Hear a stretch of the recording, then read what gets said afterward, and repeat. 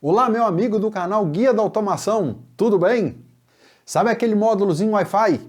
Que de vez em quando a gente vai lá fazer instalação para controlar uma iluminação, por exemplo? Então, dependendo de como está sendo feita essa instalação, este módulo pode até mesmo fazer a sua rede Wi-Fi ficar mais lenta. Você sabia disso? Quer entender por que isso acontece e como resolver? Meu nome é Vinícius Loureiro e seja bem-vindo ao canal Guia da Automação. Os módulos de automação Wi-Fi, hoje em dia pelo menos, eles trabalham aí com um conjunto de especificações técnicas que a gente chama de 802.11. Tá? Isso aqui, quem criou isso aqui foi o Instituto I3E, que é um instituto de engenheiros eletrônicos e eletricistas, tá? Então eles que desenvolvem esses padrões, né, alguns deles pelo menos, e vão fazendo aí as suas melhorias. E o padrão aqui é Wi-Fi também, tá? E aí o que acontece? Os módulos de automação utilizam esse padrão de comunicação, que a gente chama simplesmente de Wi-Fi, tá? E esse padrão, ele tem versões diferentes. Então ele começou lá no padrão A, lá na 1900 e bolinha quadrada, e na automação, quais os modos que a gente vê, né? Quais as versões?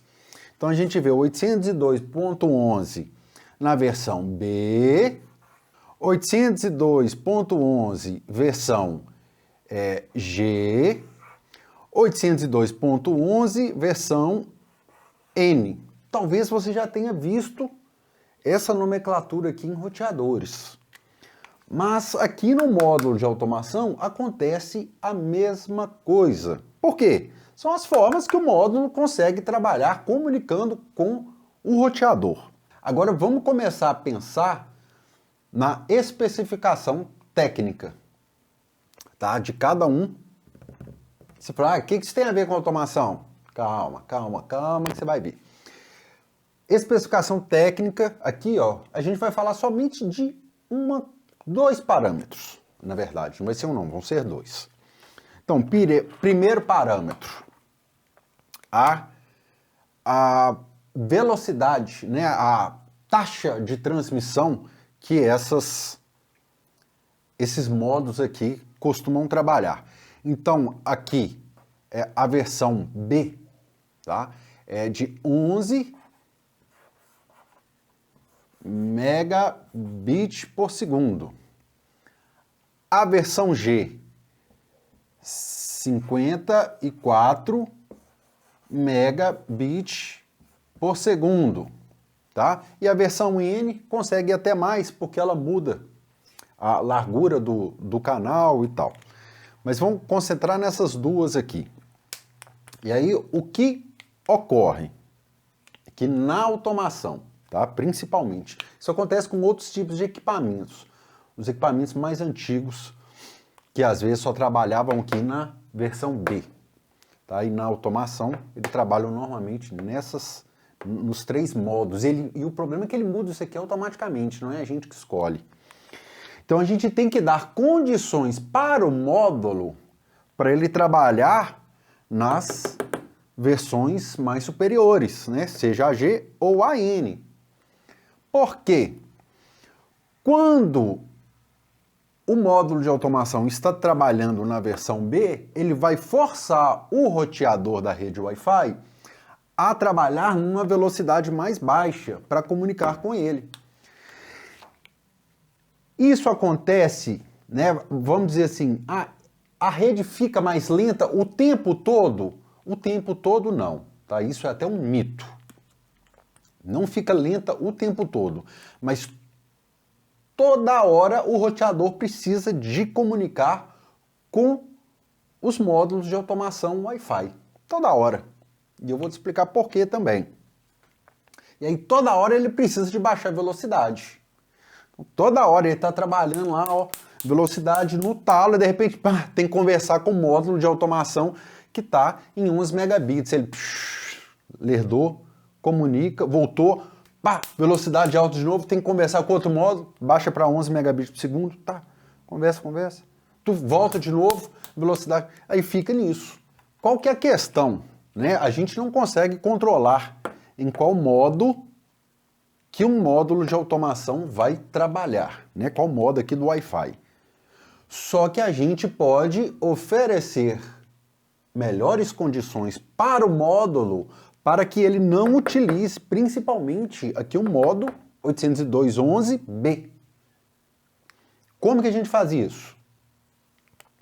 A gente faz isso fazendo a instalação do módulo em locais em que o sinal, tá, em dBm esteja mais forte do que 70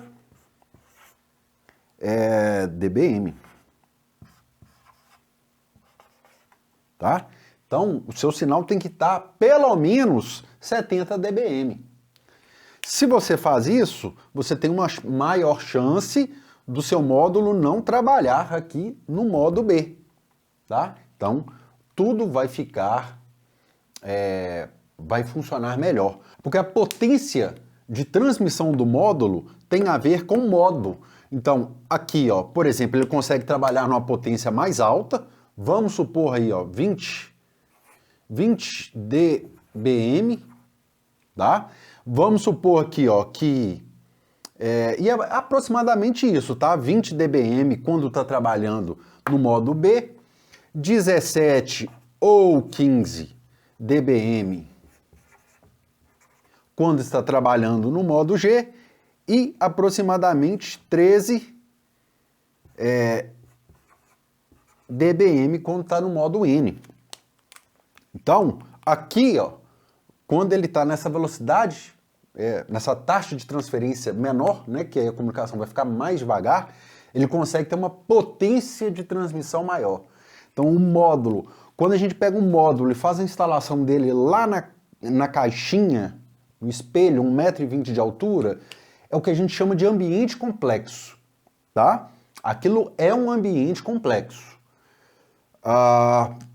Possivelmente, se este local está um pouquinho já longe do roteador, vai ter uma grande chance dele trabalhar aqui, ó, tá?